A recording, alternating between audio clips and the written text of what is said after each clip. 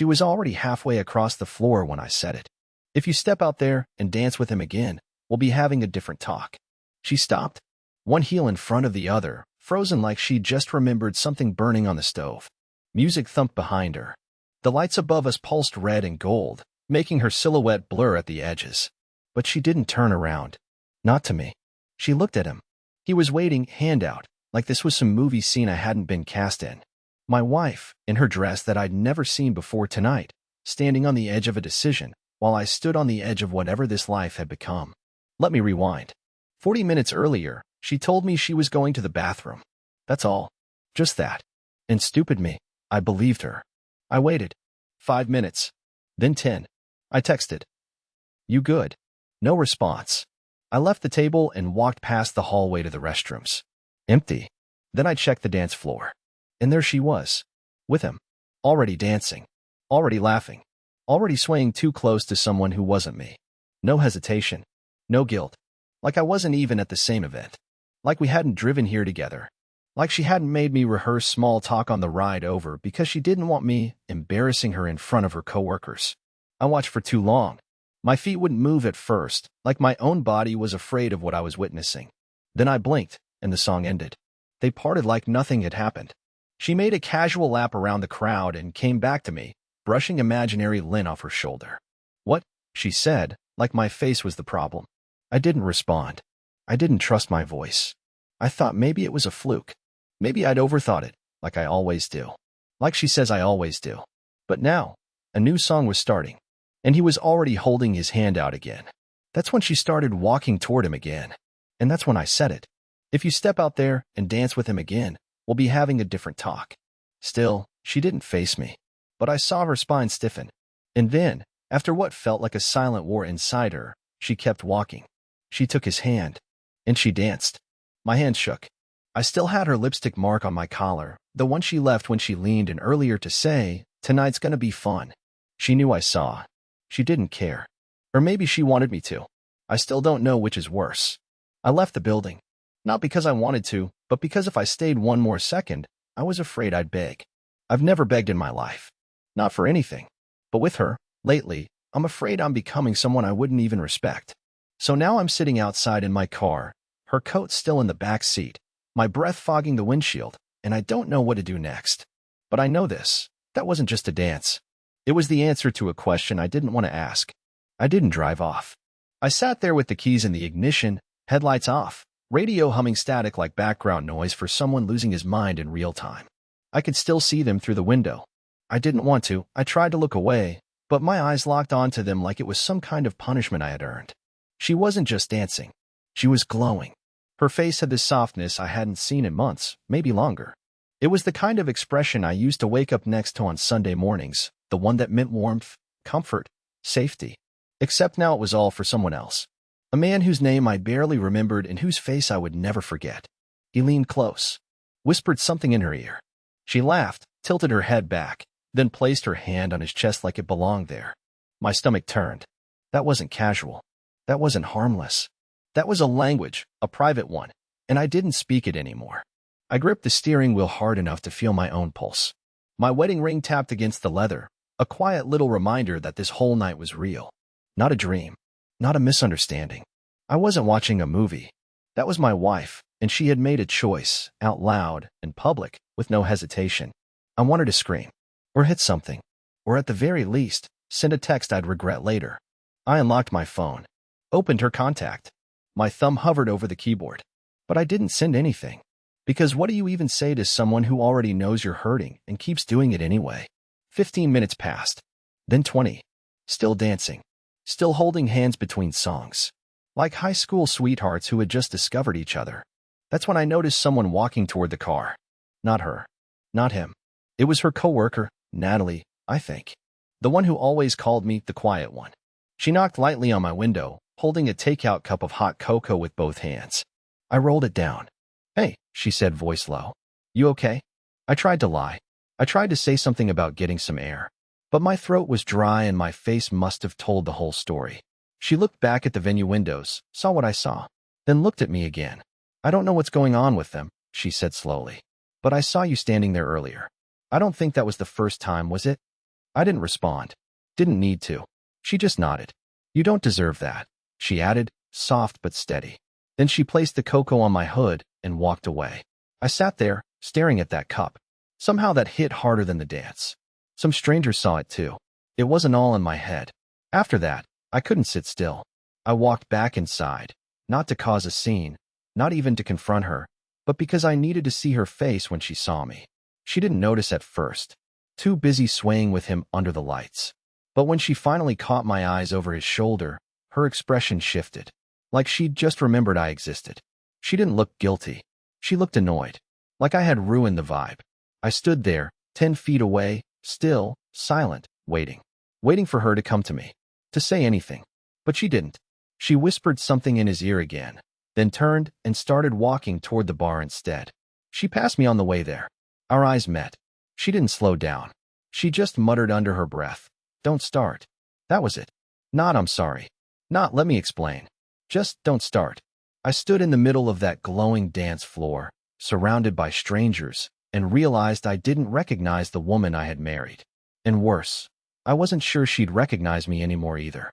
This wasn't just a bad night. This was the unraveling of something I thought would never snap. I don't remember walking out. I don't remember pushing the doors open or hearing the cold wind slice through my jacket. All I know is that one second I was watching her brush past me like I didn't exist, and the next, I was back in the car with my seat reclined, fingers twitching over the steering wheel, trying to process the truth my brain didn't want to say out loud. She wasn't coming back. Maybe not tonight. Maybe not ever. Not in the way she used to be. I could feel it. You know how sometimes it's not what someone says, but what they don't say? That's where I was now.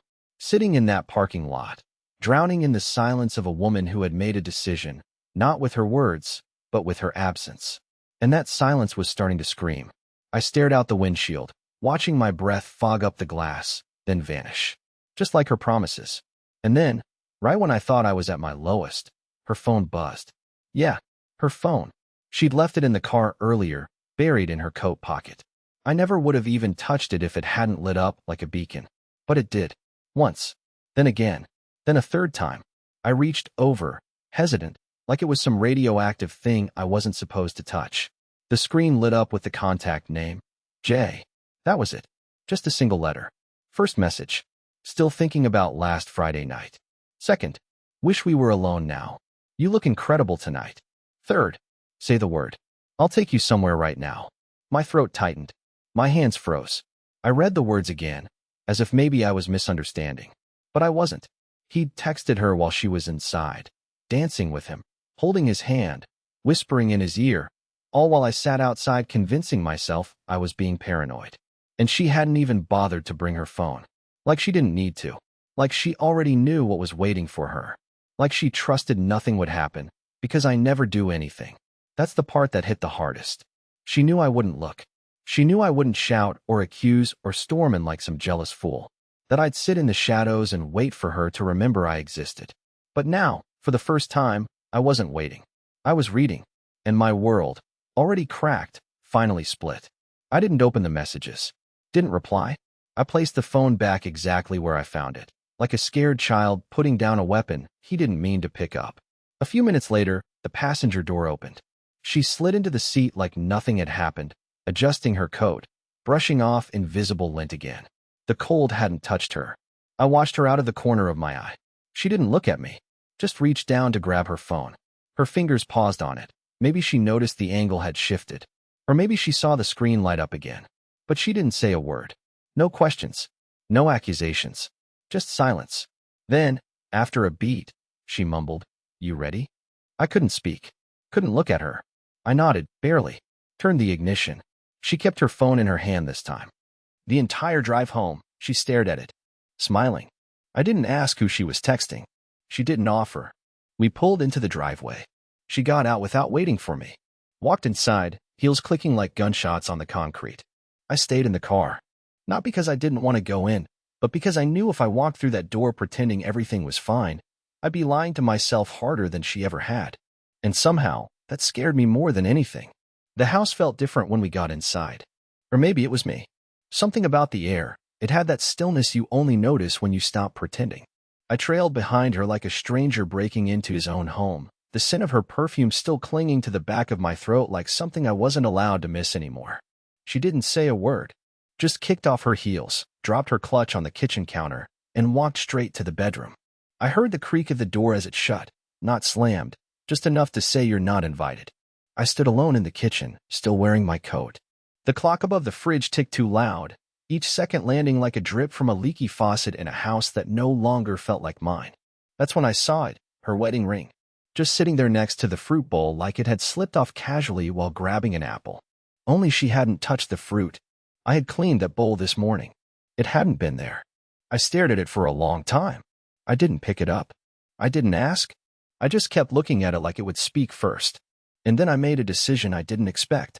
I walked over, picked it up, and placed it in the drawer with the emergency flashlights. The one we never open.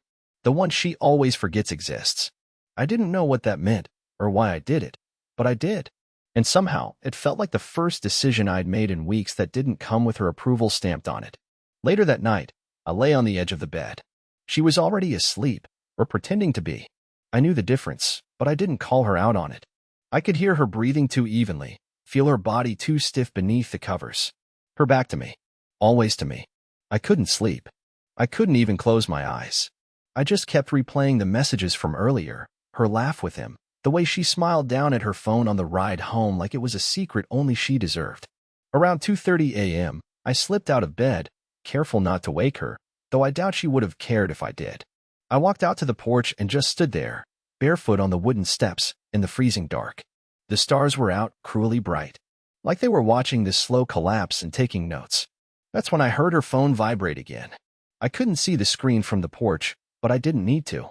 I knew it wasn't work. I knew it wasn't her sister. It was him. Again. And it was happening in real time, while I was still trying to convince myself that maybe this was just a bad patch. A cold season. Something fixable. But it wasn't, was it? Because real marriages don't leave rings in kitchen bowls or text lovers under the covers while their husband stares at the sky, begging for answers. I came back inside. I stood there, staring at her glowing screen on the nightstand. I didn't touch it. I didn't dare. Not because I respected her privacy, that ship had sailed, but because I was afraid. Afraid that what I'd see this time wouldn't just be flirting, or memories of last Friday, but something final, something physical, something undeniable. Instead, I turned away, went to the guest room, closed the door behind me, and for the first time in our marriage, I chose not to sleep beside her, not as a punishment, not as a statement, but because I couldn't pretend anymore. I couldn't lie still next to someone who had already moved on from me while still wearing my name. Except now, she wasn't even wearing that either. I woke up in the guest room to the sound of her blow dryer. Not the alarm, not her voice, just the loud, mechanical hum that always made the walls feel thinner. I didn't move at first. I stayed under the blanket, staring at the pale blue ceiling like it could offer some insight into how I was supposed to exist in this house now. The guest room smelled like cardboard and old paint. I hadn't been in there since my brother stayed over 3 Christmases ago. Somehow it already felt more like mine than our bedroom did. When I finally got up, I expected to find her in the bathroom, maybe putting on makeup, maybe checking her phone for the 100th time, but she wasn't there. Her straightener was still hot. Half a mug of coffee sat next to the sink, steam barely clinging to the rim. Her phone was gone. So was her coat. I checked the driveway. Her car wasn't there either. I looked at the time. 6:42 a.m. She didn't have work that early. Never had. My mind started spiraling, and that panicky electricity crawled up my chest again. I opened the bedroom door and saw her nightstand drawer slightly ajar. She always shut it flush. Always. For years I joked she had some obsessive habit about making sure everything lined up. But this time, it was off, just enough to make me notice. Inside was the same charger, some receipts, lip balm, and a card. A business card. I knew the name on it before I even touched it. Jace Whitmore, brand consultant. His number was scribbled on the back. Same one from the texts. I should have stopped right there. Closed the drawer. Walked out. But I didn't. Instead, I sat on the edge of the bed and stared at that stupid card like it had its own heartbeat. Like it was mocking me with every breath. It wasn't just the card. It was what was underneath it. A receipt. Dated last Thursday. 2 dinner entrees. Champagne. 1 suite at the Alderstone Hotel, about 30 minutes outside town. I flipped it over. Room 214. That was the same night she came home exhausted from her corporate training session. The night she claimed her manager kept them late reviewing launch strategy. She even had fake frustration in her voice when she said it. I remember offering to heat up leftovers for her and her saying she'd already eaten something quick. She wasn't lying. She just wasn't eating with me. I sat frozen for a long time. My hands were shaking, but I didn't feel cold. Just hollow. I wasn't angry. Not yet. Anger comes with energy. I had none. I was a quiet, breathing shape in a house that used to feel like home. When I finally got up, I made coffee. I didn't want it. I didn't even drink it. I just made it because she wasn't there to do it, and routine is sometimes all that stands between despair and chaos. At 7:31 a.m., her car pulled into the driveway. I heard the tires crunch the gravel. She walked in like it was any other morning. No panic. No excuse. She was already dressed in office casual, hair pinned back neatly, lip gloss shining like glass. I stood at the kitchen counter, both hands around a coffee mug I hadn't touched. She looked at me, barely pausing. "You're up early," she said, hanging her bag on the chair like she hadn't just vanished before dawn. "Where were you?" I asked. I tried to keep my voice steady, but it came out paper-thin. Weak. Like a balloon deflating through a pinhole. She didn't even blink. I went for a drive. Cleared my head. That was it. That was all she offered. I wanted to ask about the hotel receipt. About the dinner. About the champagne. But I didn't. Because deep down, I already knew the answer. And I was terrified she wouldn't lie. Not this time. Because if she didn't lie, if she actually confirmed it, then I'd have to do something. And I had no idea what that something would be. She grabbed her phone and typed something quickly. Probably to him. Then she looked up at me and said, "I'll be home late tonight. Dinner with the team." I nodded like a man accepting a death sentence. Then she left again. No hug. No kiss. No eye contact. Just a door closing behind a woman who used to be my best friend, and now is something else entirely. I didn't go to work that day. I told my boss I was sick, which wasn't a lie, just not the kind that keeps you in bed. I sat at the kitchen table long after she left, staring at the corner of the countertop where her ring had sat yesterday. The drawer was still closed. I hadn't touched it again. I didn't need to. It wasn't about the object anymore. It was about what it represented, a quiet, deliberate choice to remove something sacred and leave it next to the bananas. By noon, I was still there. Same clothes. Same cold coffee. I kept playing her voice in my head, dinner with the team. And I kept hearing Jace's text under it, say the word. "I'll take you somewhere right now." The overlap wasn't just coincidence anymore. It was choreography. This wasn't spontaneous betrayal. This was a rehearsed routine. So I did something I never thought I would. I followed her. Not in some dramatic, trench coat and sunglasses kind of way. I waited until the sun dipped low enough that headlights mattered. Then I took my old car, the quiet one she always said smelled like dust, and parked across from her office building. At 6:43 p.m., she walked out, alone, coat tight, phone to her ear. She laughed, smiled. I couldn't hear it, but I didn't need to. I knew that smile. I knew it wasn't mine. She drove north, not toward any restaurants, not toward the city. Toward Alderstone. That quiet little hotel tucked behind a tree line, just far enough from the freeway to feel like a secret. I didn't tail her close. I knew the road. I knew the route. I pulled off a few blocks early. Parked at a gas station. Waited. At 7:15, I walked toward the hotel, keeping my distance. The lobby lights spilled onto the parking lot like gold. Warm. Inviting. I saw her car. Saw the man standing just inside the entrance, scrolling through his phone. Jace. It had to be. She appeared minutes later. Got out of the car slowly, straightened her coat. Smoothed her hair. I don't know why that detail gutted me, the fact that she took the time to check herself in the car mirror before walking in. She smiled when she saw him. He smiled wider. And then, she kissed him. Not tentative. Not secretive. It was the kind of kiss that said, "This is happening. We've done this before. We'll do it again." They walked in together. And I stayed where I was, 100 feet away in the dark, frozen under a streetlight that made everything feel like a stage, said I didn't belong to anymore. I didn't scream. I didn't run inside. I didn't knock on their door like a movie husband trying to reclaim something already lost. I just watched. Because that's what I've become of the man who watches. The man who waits. The man who stands still while everything he thought was permanent is being rewritten in real time by someone who used to call him home. I went back to the car. Turned the heater on full blast. My fingers were numb, but it wasn't the cold. I thought about driving off. I thought about confronting her. But what stopped me wasn't fear. It was the knowledge that whatever came next had to be real, not loud, not messy, not a public scene. I didn't want justice. I wanted truth. And I wanted it to hit her in a way she wouldn't forget. So I pulled out my phone, opened the camera app, and took a photo of her car parked under the hotel's canopy, clear, time-stamped, unmistakable. Then I started planning something I never thought I had the strength to do. Not revenge, not violence, just the end. On my terms this time. I didn't sleep that night. I didn't even go home. I sat in the car, parked at the edge of a grocery store lot where no one would question me. I watched the sun come up behind the gas station sign and listened to early traffic humming through the fog. I had one photo on my phone, her car at the Alderstone Hotel, time-stamped, quiet, still, and I knew I'd never need more than that. But I didn't send it to anyone. Not yet. I wasn't ready for the chain reaction. By the time I finally drove home, it was close to noon. The garage door was open. Her car was already parked. She was inside. I walked in as quietly as I could. Not because I was hiding, because I wanted to see her before she saw me. There's a difference. A big one. She was on the phone in the kitchen, back turned, laughing at something. She wasn't wearing her coat anymore. Just a hoodie. Her hair was pulled up. She looked like any other woman home on a lazy Sunday. But I knew what she had been doing 8 hours earlier. I knew where her mouth had been, where her body had slept. Still, she laughed like none of that had happened.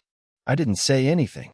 I walked straight upstairs, took a shower, and stared at myself in the mirror for a long time afterward. I looked older, not tired-aged, like I'd skipped 5 birthdays while she was dancing with someone else. She didn't knock. She didn't ask where I'd been. She didn't even notice that I had never come home the night before. That told me more than anything else. For the next 3 days, I didn't confront her. I didn't yell. I didn't demand anything. I just watched. Closely. Quietly. And slowly, she started slipping up. She got more careless. More text when she thought I wasn't looking. Little smiles she didn't hide fast enough. Phone calls on speaker she quickly switched to Bluetooth when I entered the room. But the worst wasn't what I saw. It was what she let me see. Because once someone decides you're no longer a threat, no longer someone they have to lie to, they stop pretending altogether. She didn't lie about dinner anymore. She just said, "I'll be out." She didn't explain late-night showers, or the perfume she never wore before, or why her car always smelled faintly like smoke even though she hated cigarettes and I hadn't touched one in years. I never asked, because I was building something. I didn't know exactly what yet, but I could feel it forming. On the 4th night, she asked me if I could be cool about something. She came into the living room, stood behind the couch like a judge ready to deliver a sentence, and said she might be going on a short trip for team development next week. I didn't say anything, just nodded. She waited a moment longer, like maybe I'd argue. I didn't. "Thanks," she said. "I knew you'd be chill about it." That word, chill, clanged in my skull like a warning bell. Because that's what she had turned me into. A man so passive, so agreeable, that cheating didn't even require a cover story anymore. Just a confident tone and the expectation that I'd smile and wave. But what she didn't realize was that every one of those nights, while she slept beside me, or didn't, I was writing things down. Dates, times, receipts, mileage logs, screenshots. Not for court, not for revenge. For me. So that I could finally see it all. Not the illusion she sold me. The truth I had allowed. She thought I was blind. But I had never seen her more clearly. So when she told me she'd be flying out Friday night, I nodded again and said I'd keep the house in order. She smiled, and then kissed my cheek, like a thank you tip left on a dinner table. I went into the guest room that night, locked the door, and finally opened my laptop. I made a file with her name on it. Just her name. No titles. No insults. Just Ellie. Then I started writing the truth. Not the version she told our friends. Not the version we took photos of for social media. The version I had lived. And I knew, when I reached the end of that document. So would she. Friday came faster than I expected. I woke up early, showered, shaved, and made the bed, not the guest one. Ours. It wasn't for her. It was for me. Because I wanted to remember what it felt like to take care of something one last time before letting it go. She didn't ask why I was up early. She assumed I was just back to my routine. Her favorite word. The kind of thing you say about furniture, not people. At 4:30 p.m., she wheeled a small suitcase into the hallway and glanced at herself in the mirror. She had on jeans, heels, a soft beige sweater. Something casual but expensive looking, the kind of outfit that's meant to feel effortless but costs more than our entire grocery bill. "You sure you'll be all right while I'm gone?" she asked. I smiled genuinely, for the first time in weeks. "Yeah," I said. "I think I will be." She didn't hear the weight in it. Or maybe she did and didn't care. Either way, she kissed my cheek again, that same hollow, "Thank you for not making a mess" kind of gesture, and walked out the door without looking back. The second she turned onto the road, I moved. I had one bag packed. That's all. Just a weekend duffel stuffed with what I needed: laptop, charger, clothes, passport, and a thumb drive with everything I'd collected. Not because I planned to use it, but because I wanted the option. The power. I'd lived too long in a house where all the power had slowly drained out of me, drop by drop. I didn't write her a letter. I didn't leave a dramatic message. I just removed my name from our joint account that morning, transferred my savings into an entirely separate one, locked my credit, and took back what was mine. The only thing I left behind was the ring. Not in the kitchen. Not in a drawer. I left it in the center of our bed, on top of the pillow, perfectly still, like a period at the end of a sentence. By the time her plane took off, I was already 2 states away, checking into a small cabin by a lake I used to visit with my grandfather when I was a kid. No cell service. No noise. Just pine trees, water, and the sound of my own breath finally slowing down. That first night, I slept without waking up once. No nightmares. No pretending. Just sleep. And when I woke up the next morning, I didn't check my phone. I didn't wonder what she was doing. I just made coffee, stepped onto the porch barefoot, and watched the fog roll off the lake like it was clearing out all the weight that had been living in my lungs. I wasn't bitter. I wasn't broken. I was done. And free. And for the first time in a very long time. I actually liked the man I was waking up as.